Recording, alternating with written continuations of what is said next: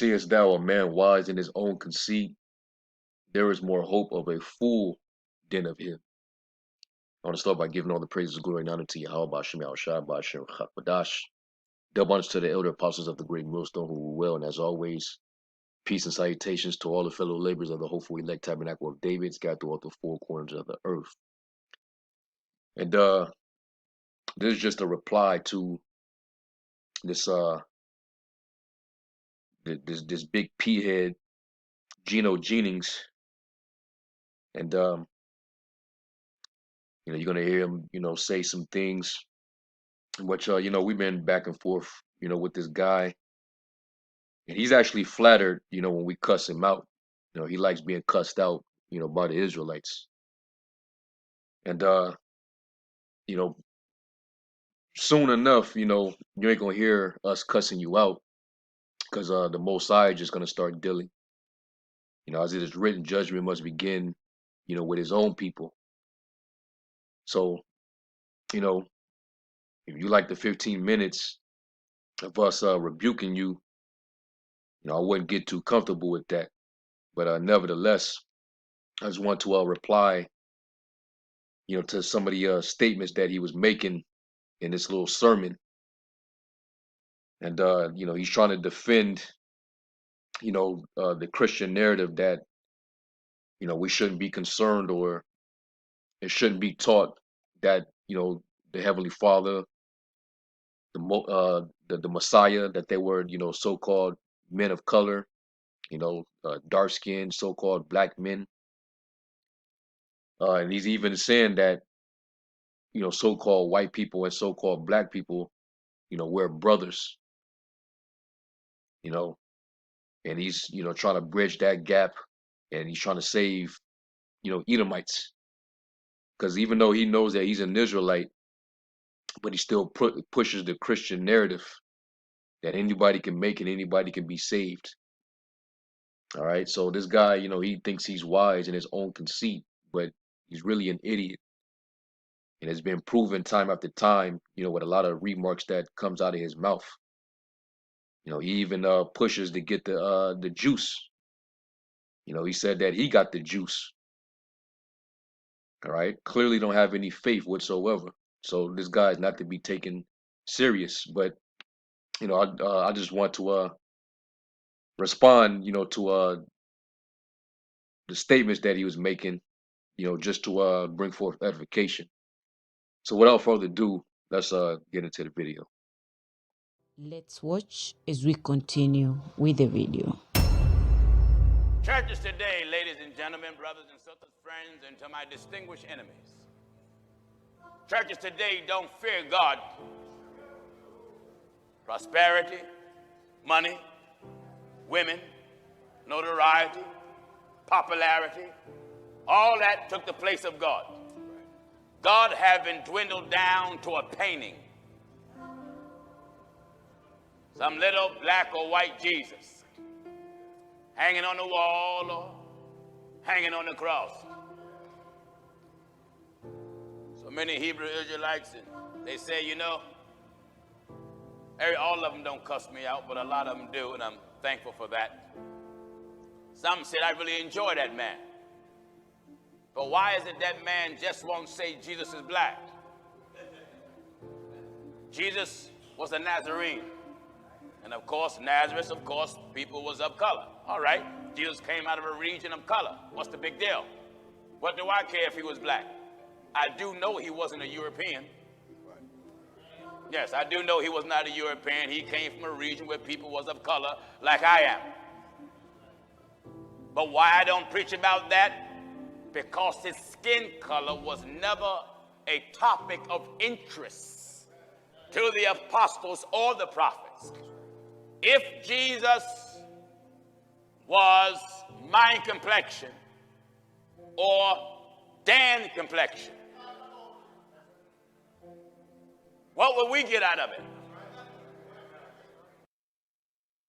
The truth. That's what you would get out of it. The truth. Because the truth have went undeclared for so long, but now it's being declared. All right. The truth that have been without fruit shall be declared. And that's what's happening. All right. We're breaking down all strongholds, and the image of the Messiah is what poised the minds of our people in captivity, and it conditioned them to accept white supremacy. So that had a very major effect on the psychology of our people. Okay. So now that we're at the end and this devil is being revealed as the man of sin, all his crimes and all the lies that he's spewed out over the course of time is now being exposed. So that's why it actually matters. That's what it does for us. It frees our mind from this devil's deception, because that was a bold-faced lie, painting himself to be the likeness of the Messiah and the Heavenly Father was a lie. All right, let's go to Second Thessalonians real quick. This is what he did. All right, Second Thessalonians 2:3. It says, "Let no man deceive you by any means, but that day shall not come except there come a falling away first, and that man of sin be revealed, the son of perdition, who opposeth and exalteth himself above all that is called God or that is worshipped, so that he as God sitteth in the temple of God, showing himself that he is God." And one of the ways he did that was what? He covered the faces of the judges thereof. All right. The earth was given into his hand. Okay. He painted the likeness. He opened the book of the law and painted the likeness of his image. So he completely eradicated or desecrated the true image of our Lord and put his own image up. All right. And this happened during the time of the Renaissance, where he went and colonized the world, and he put that image up and forced our people to worship it. Imagine that happening for hundreds of years.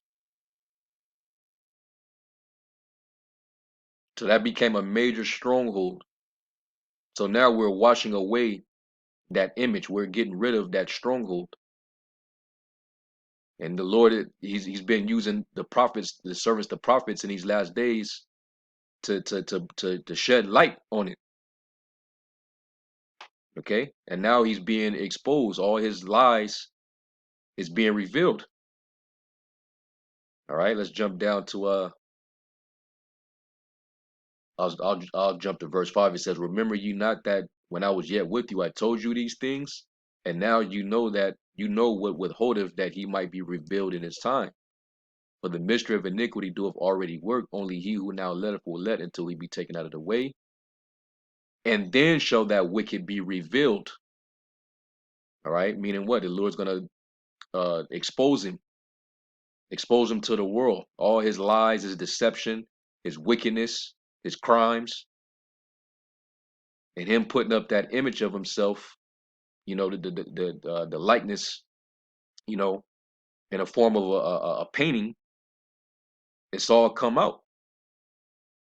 This is that time. It says, "Whom the Lord shall consume with the spirit of his mouth," which the Lord speaks to his prophets. All right, and this devil is being consumed. It says, "And shall destroy with the brightness of his coming." All right, now let me go from there to Isaiah 25, because now that this truth is coming out, that veil is being cut open. All right, the more it's being revealed, the more, that veil that spread over the people is being removed. So now people can actually see who this devil truly is. So this is Isaiah 25:7. It says, "And he will destroy in his mountain the face of the covering cast over all people, and the veil that is spread over all nations." Because what was prophesied to happen once that dragon, or that old serpent, the devil, when he came out of the bottomless pit, what was he going to do? He was going to deceive the nations. Let me go to a Revelation.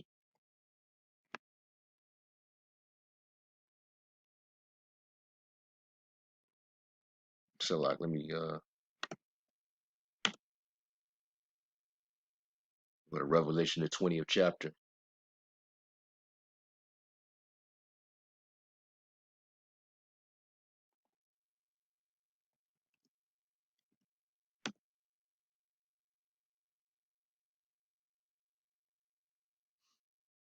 It is Revelation 20 and 1. It says, "And I saw an angel come down from heaven, having the key of the bottomless pit and a great chain in his hand. And he laid hold on the dragon, that old serpent, which is the devil and Satan, and bound him 1,000 years." And this is talking about Esau in the form of the Roman Empire. We know that Rome rose and became a superpower, a ruling, dominant nation. That was the fourth beast spoken of in Daniel, the 7th chapter. But then he also fell. That empire fell, and it talks about in Revelation 13 about the deadly wound of this same beast or this dragon being healed. So that means that there would be life given back to him, and he would resurface, but after 1,000 years, because he was bound. All right, these Edomites, they were bound for 1,000 year period, and that 1,000 year period is why they call it the Dark Ages. All right, because he was in exile and he was, driven away from man, and they were in servitude under the Moors, which were actually Israelites. Right, they call it the Dark Ages because the dark races were ruling, predominantly Jake over there in the Eastern world. All right, verse 3, it says, "And cast him into the bottomless pit, and shut him up, and set a seal upon him, that he should deceive the nations no more, till the 1,000 years should be fulfilled, and after that he must be loosed a little season." And 1,000 years later, which is roughly around the late 1300s, early 1400s, was when he began to resurface and come back into power slowly but surely. All right, you had the pneumonic and bubonic plague, or the Black Death, that took out 2/3 of our people over there. And that's when Esau started to rise up. The Ottoman Empire, surfaced. All right. And then you also had the Christian world, Roman Catholicism, which they whitewashed. They took it from Jake that was ruling in the Dark Ages, because Jake, merged it with paganism. All right. And that's why you get all these different paganistic customs within Christianity, going back to Constantine. But when Esau came in, he basically hijacked it and just whitewashed it. All right. That's what he did when he was loosed out of the bottomless pit. All right. Which the bottomless pit represents Europe, because Europe is a low land and is not known for being fertile. It doesn't grow a lot of crops and vegetation and stuff. All right. So let's jump down to 7, and it says, "And when the 1,000 years are expired," all right, the 1,000 years of the Dark Ages, "Satan shall be loosed out of his prison, and shall go out to deceive the nations which are in the four quarters of the earth." And that's what he did. He brought forth his Renaissance plantation Christianity. He brought forth his whitewashed images, which is iconoclasm, defacing of the images. And then he went and colonized the world. See? So that image was a tool of world deception. So our people, they have to get that image out of their head. So of course, us bringing this knowledge out, is basically freshening their memory, because prior to the Renaissance, all the images or icons of the Messiah, the Most High, the angels, the Israelites were in color, all in color, man. So let me finish this verse, and then we're gonna go back to Isaiah 25. It says, "And shall go out to deceive the nations which are in the four corners of the earth, Gog and Magog, to gather them together to battle, the number of whom is as the sand of the sea." And we know, this is in reference to the future prophecy of Gog and Magog, which represents Russia. Their military, they're gonna go to war with the beast, which is NATO. All right, and if you look at what's going on currently, right now, things are gearing up, where conflict is being built, and they're doing a lot of military drills and preparing themselves for war. All right, so the point was in the first half of the verse, he will go and deceive the nations, and that's what this devil did when he resurfaced back on the scene, during the Renaissance. All right. So us bringing that information out in that history and bringing awareness, this is what it's caused. All right. Isaiah 25:7, it says, "And he will destroy in his mountain the face of the covering cast over all people, and the veil that is spread over all nations." All right. And that's what the Lord is destroying. Okay.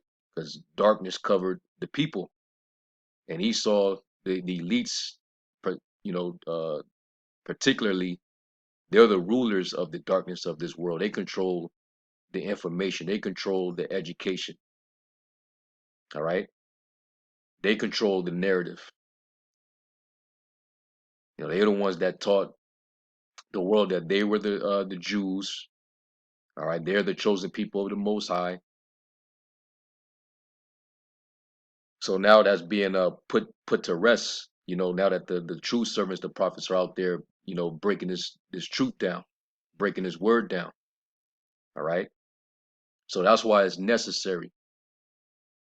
And to go back to the statement that he made about how he said that the topic wasn't of interest to the apostles and to the prophets.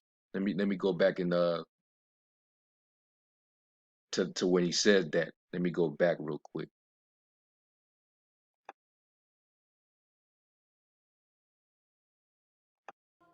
Yes, I do know he was not a European. He came from a region where people was of color, like I am.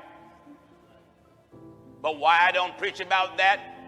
Because his skin color was never a topic of interest to the apostles or the prophets. So if that's so, then why would it need to be mentioned? Why did, when John the Revelator saw the Lord, why did he describe him if it had no significance, if it wasn't of interest or importance, then why would it have need to be mentioned? Why did they describe the encounter with the Lord and what he looked like? Let's go to Daniel,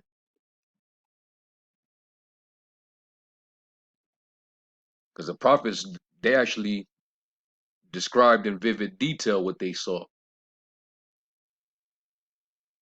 All right, this is Daniel 10 and verse 5. It says, "Then I lifted up mine eyes and looked, and behold, a certain man clothed in linen, whose loins were girded with fine gold of Uphaz.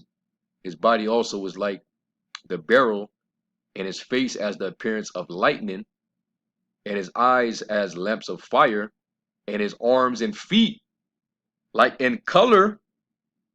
So here is Prophet Daniel, one of the prophets, is describing the color of the Lord's arms and feet.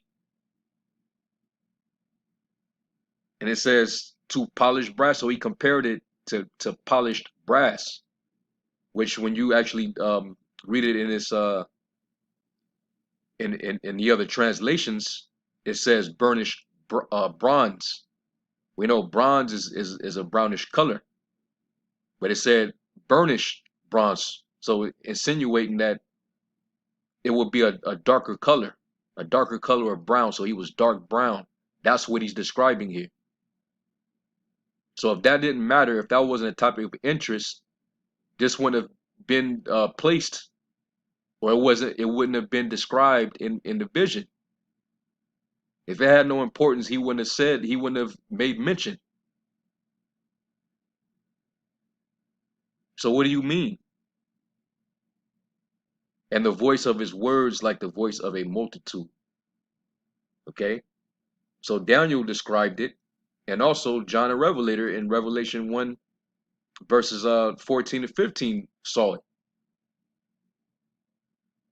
All right, two prophets, they both had to mention what they saw when they had the encounter in the vision. They gave the record. Okay? And what they describe is a contradiction to what these white supremacist devils, pushed to the masses when they came into power. Okay? So it matters for truth's sake. All right, but with dudes like you, that's why the scriptures say, he that is ignorant, let him be ignorant. All right. So I mean that thoroughly answers, you know, that statement.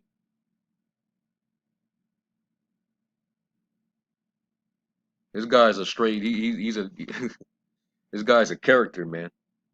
But when you further listen to this, he's just he's putting down the Hebrews and acting as if, we're being bigots because we teach that, this man's gonna go down, and that also that he's gonna be a slave in the kingdom of heaven. Okay, and that's factual. See, but I mean, I can keep putting out more scriptures, but the point is already proven. All right, and now that the truth is springing up, more and more Jakes are waking up, man. All right, so anyway, that was just my reply to this guy. All right, Gino Jennings called Hebrew Israelites pagans. Man, you a pagan, man. Your bald ass head is pagan. Anyway, I'm gonna give all praise to Yahweh Shem Shai, and to the next lesson, Shalom.